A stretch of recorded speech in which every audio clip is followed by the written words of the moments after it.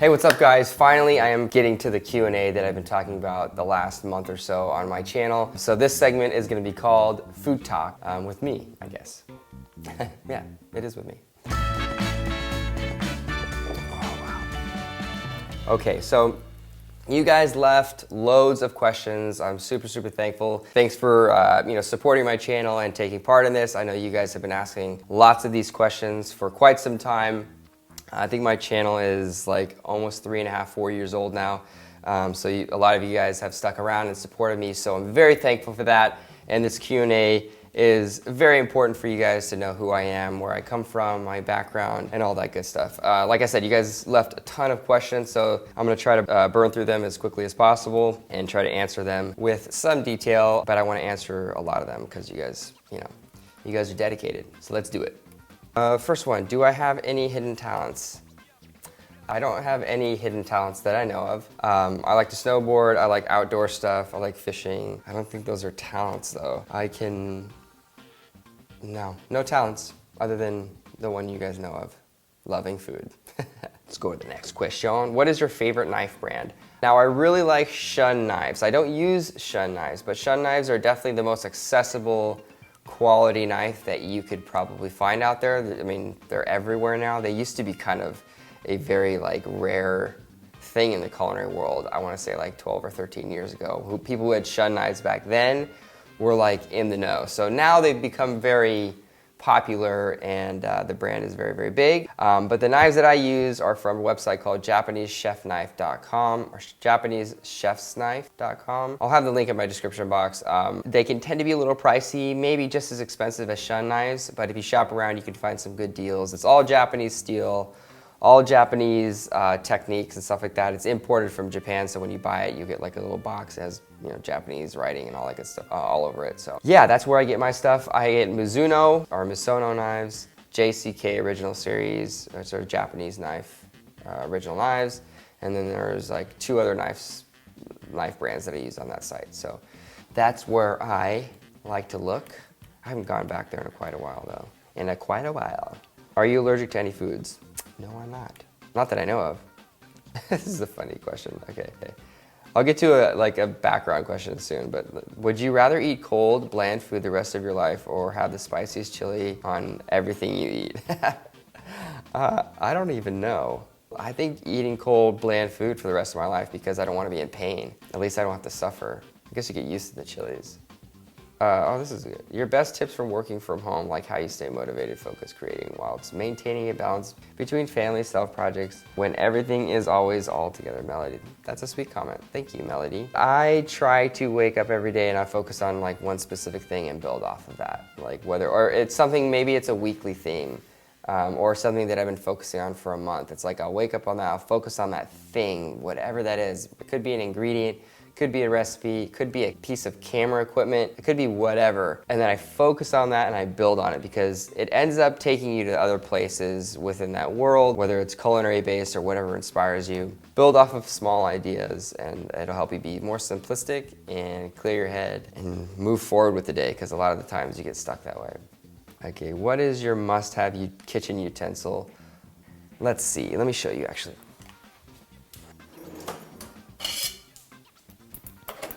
This, I want to say, make sure my batteries aren't running out. This is off the top of my head, this is my most favorite kitchen utensil.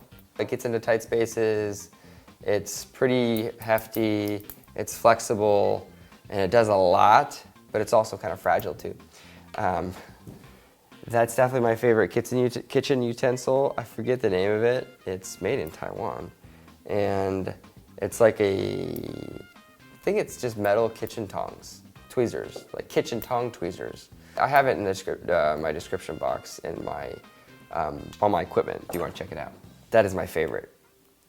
What is your camera setup workflow for your videos? I'd love to see a behind the scenes look perfect for a separate video. Yes, I should probably do that. Everything correlates with what I'm doing, so it's not always the same exact angles and process, although I have a backbone to it. But I use my 6D Canon 6D. I use 2 different lenses, which are the 50mm prime lens, which is an L lens. It has a 1.2 aperture.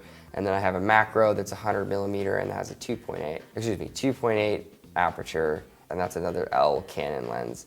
And that's basically the setup that I use. I use a lapel mic from Sennheiser for things like this, and I have a Manfrotto tripod. What else? I'm gonna start using this little suction thingy for overhead, depending on how it all works out. What else do I use? I think that's about it. It's very your perspective. I wanna make sure that people are seeing what I want them to see and what they wanna see at the same time. So yeah, it's just a few pieces, 3 or 4 pieces. They work properly, and we've had them for quite some time, and they've sort of become like, almost like family. So yeah, very simple equipment.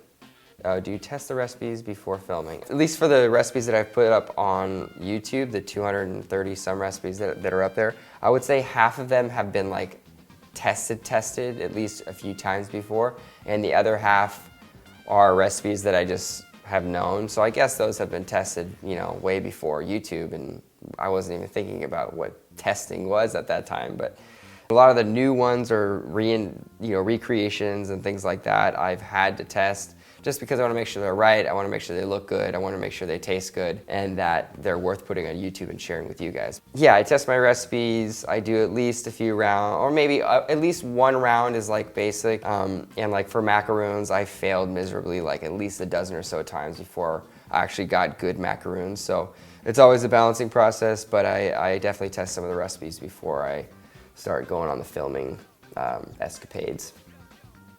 Where did I meet Rachel? I guess, yeah, okay. I met Rachel at culinary school, which is, culinary school brought a lot of happy things into my life, so I'm very thankful for that.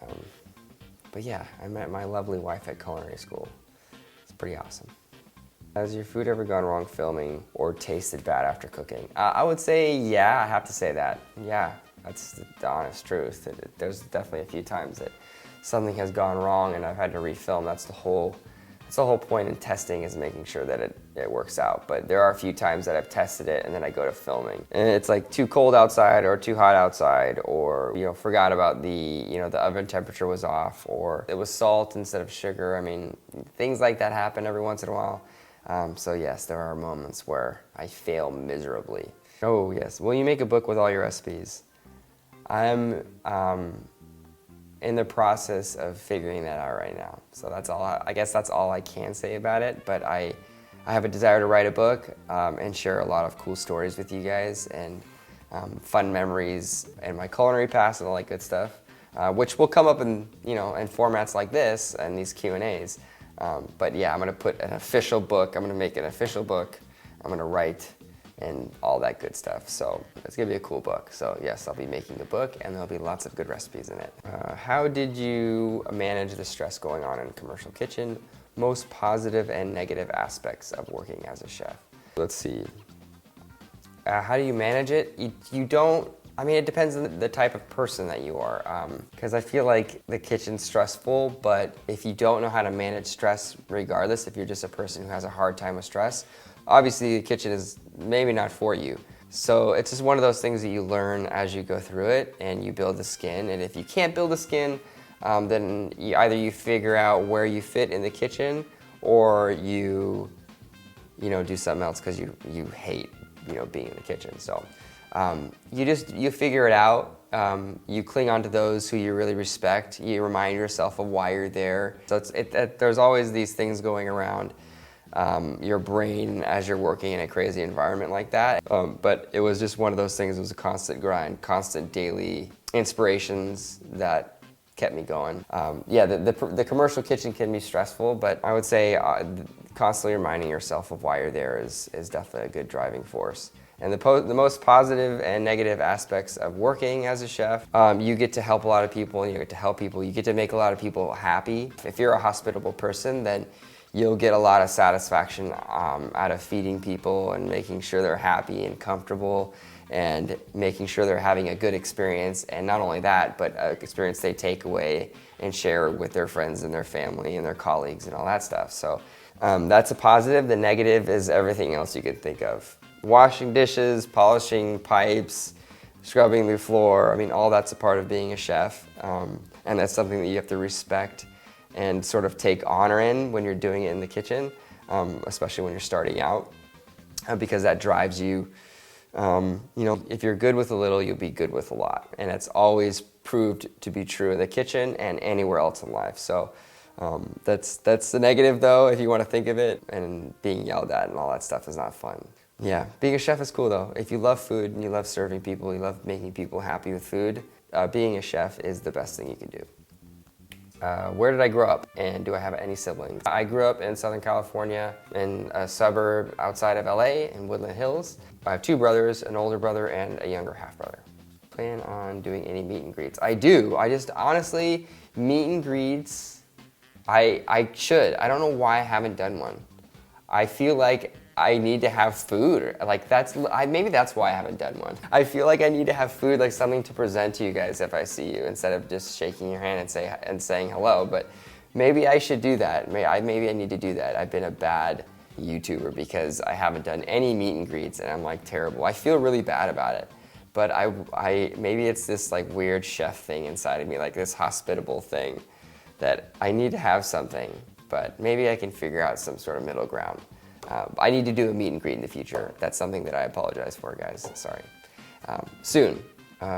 Would you ever open up your own restaurant? I would like to think that I could and would, but it takes a lot of money, and you have to have an amazing team around you that has the same vision, everyone's on the same page, and you just it's like a whole lifestyle change. Like opening up a restaurant, owning a restaurant, being a part of that is crazy, and it's like crazy love, but it's crazy, and you have to set time aside in your life to do that. And as fun as I know it is, because I've been a part of 2 restaurant openings, it's so much fun. The camaraderie is amazing, and I couldn't even imagine being the owner and like opening up my own restaurant. But yeah, it's nuts. But I would love to. It's something that I would definitely love to do. I have a passion inside me to do that. But I want to make sure it's right. I want to make sure that I don't like go broke doing it and make a lot of maybe other investors very unhappy. And I want to make sure that I have the right team. And location is really important, but the right team, that's probably the biggest. I'd like to, but all that stuff has to align. Okay, this is a good one. How did you decide you want to become a chef? I don't think it was... This is hard because my brother was in the culinary world before I was. So he was the one who ushered in the whole idea of becoming a chef. So that's where I got the idea. The inspiration was a mix of that, doing what my brother kind of sought to do, which now he's a firefighter. But doing that, and also being inspired by kind of the movement that was going on in entertainment with the Food Network and all, Legacy and Alton Brown and Jamie Oliver, I think, was just starting, and all that stuff when I was like 14, 15, 16. It was what I really enjoyed. I did like watching the Food Network. That was something that, like, oddly enough, interested me. And so that, coupled with what was going on, that monkey see, monkey do mentality, got me like doing something and figuring out what I wanted to do in life. And then when I went into culinary school, I figured out I was good at it. And I fell in love with it, figured out that I could make money doing it, working in kitchens, and figured out that it could be a career and so much more than that. Finally, I figured out you could, be a food stylist, and you could do commercials and all that good stuff. So that was a huge interest of mine. But it was something I had to work at, and in working at it, I figured out I was good at it, and I just love it so much to this day. Food is such a huge part of my life. Yeah, obviously, hopefully you guys could see the passion I have for food. I love sharing it. I love sharing my recipes and all that good stuff. So, how did I decide I wanted to become a chef? Yeah, it was just kind of came out of the blue, I guess, in some senses. Why did you decide to leave working as a chef for YouTube? Do you feel like you can affect more people now? Let's see, so why did I leave? Well, I wanted to do something for myself. I had been wanting to do like a food blog for a long time. I had been a food stylist assistant for a number of years whilst working at restaurants, because I have and had a huge passion for food photography and making food look beautiful on camera and for other people, but I never really liked the fake stuff. That was where I always got upset and frustrated with it, that whole world. That's one of the reasons why I made my channel, because I felt like you can make food look fantastic on camera without, putting super glue and like brushing it with weird oils and lacquer and all that stuff. So that was definitely one of the reasons why I decided to leave the professional culinary industry for YouTube. But honestly, some of it had to do with family. I love being home with my family. Working from home is definitely a plus and a blessing that I'm super thankful for. But really, I wanted to do something for myself. This is like an ongoing passion project for me, and you guys supporting me and staying true to food along with me has always been a huge inspiration and support factor for me in doing this. And all your feedback, all the thumbs up, all the comments, all the subscriptions have just reaffirmed my passion for food, my passion for this channel, and my passion for sharing all of that with you guys. And I just super appreciative of that. But yeah, really it boils down to I wanted to sort of be independent and share my views and my opinions. This definitely helps satiate that food styling, food photography side of me. So yeah, that's definitely a huge reason as to why I'm doing what I'm doing today. And I definitely affect more people doing this than I did cooking in the back of a kitchen, although that can lead to something fantastic by opening up, by working for great restaurants and becoming an executive chef and building a name for yourself. One of the things I would love is to somehow share my food with you guys and have you guys taste my food. So that's always going in my brain, how I could work that out. But yeah, I love what I do. I love sharing my food with you guys, and thanks for sticking around. Okay, so I'm just gonna do the what restaurants I worked at. So I worked at North Ranch Country Club for almost 2 years, maybe a year and a half, almost 2 years. That's where I learned how to make hot dogs, hamburgers, breakfast burritos, and all that good stuff for golfing clientele. And then I finally transitioned to the fine dining restaurant later on. But that was my first job. And then I got a job at Into the Seventh Ray in Malibu.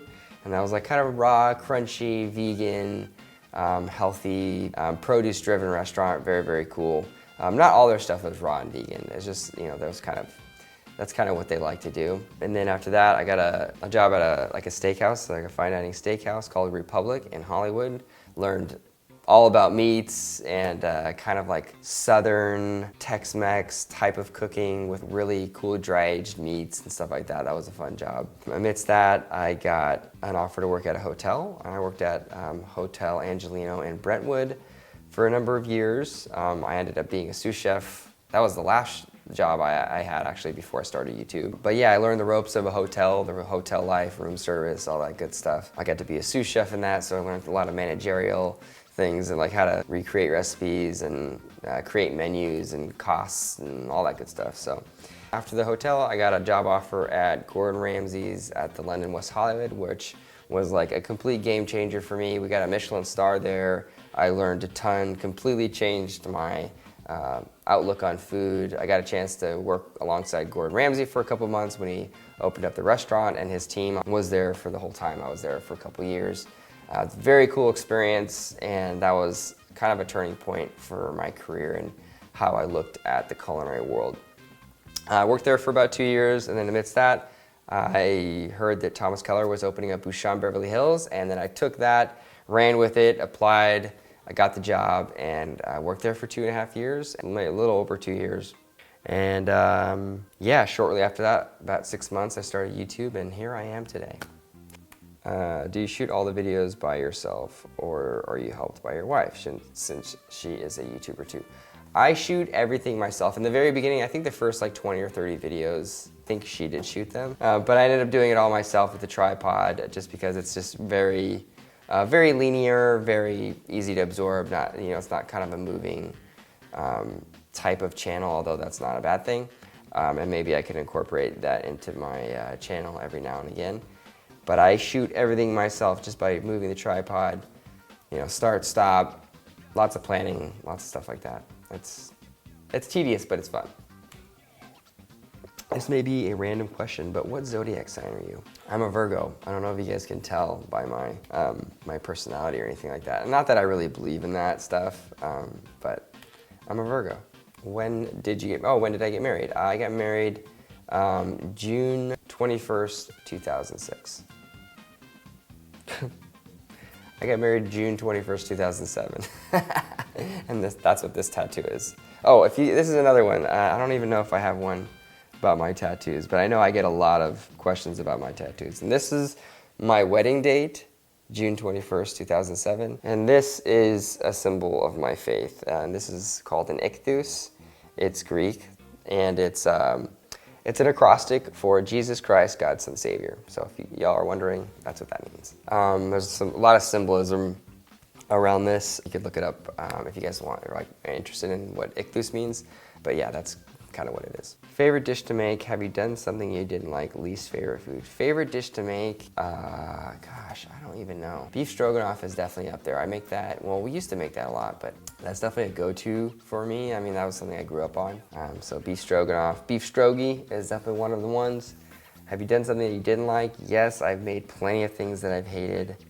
And my least favorite food is probably there's like this fermented shrimp paste that I had a long time ago, and I forget what it's called. And it's used in recipes that I like, but by itself, it's like horrific. It's fermented shrimp paste. Basically, it's bad shrimp paste, like canned bad shrimp paste. And I've had it, and it was disgusting. Blech. What is your regular diet like? How do you stay so fit while cooking such amazing and also rather indulgent food? My diet's crazy. Honestly, I have such a weird diet. I have like appetite issues. I've always had them since I was a kid, and especially when I worked in restaurants, I had really bad appetite problems because I just never really ate a consistent meal or meals. And but yeah, I'll eat like in the afternoon. I usually don't have breakfast. I'll wake up, I'll have some coffee. About 11 o'clock, 11:30, I might have something before I go to the gym, like a half a bagel or something.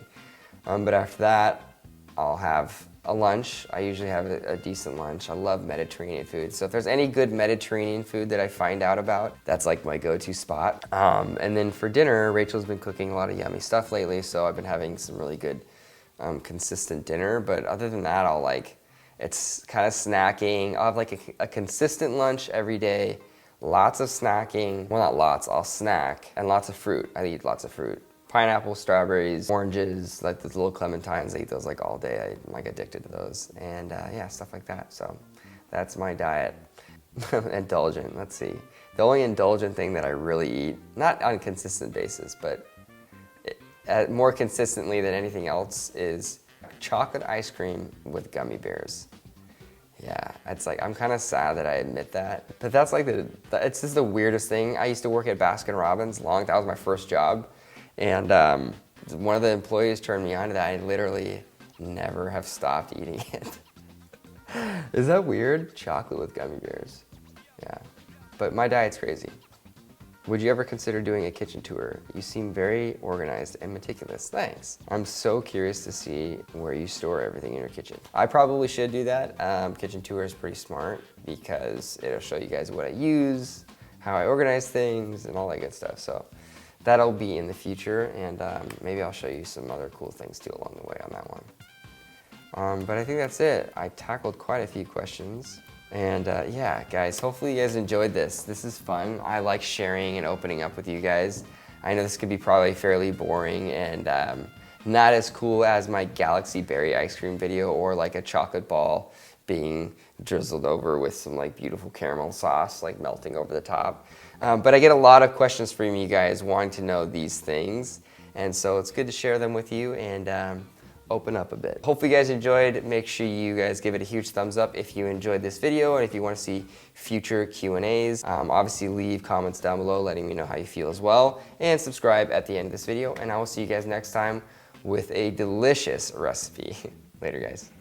So sorry, before I go, I want to let you guys know that I'm going to be doing food vlogs once or twice a week depending on how it all works out, but I'm going to be showing you guys basically the things that I love in the food world that I can't show you on my channel the way it is right now. So I'm going to be stepping outside of my kitchen, tasting tons of good food locally, and hopefully I'll expand it to the rest of the world with places that I've always been wanting to go and eat and try and share some cool food stories and culinary memories with you guys. So make sure you check it out and stay tuned. All right, bye guys.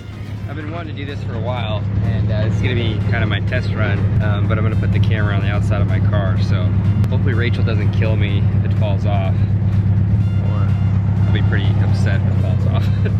But it looks really secure, and feels really secure. We'll see. Okay.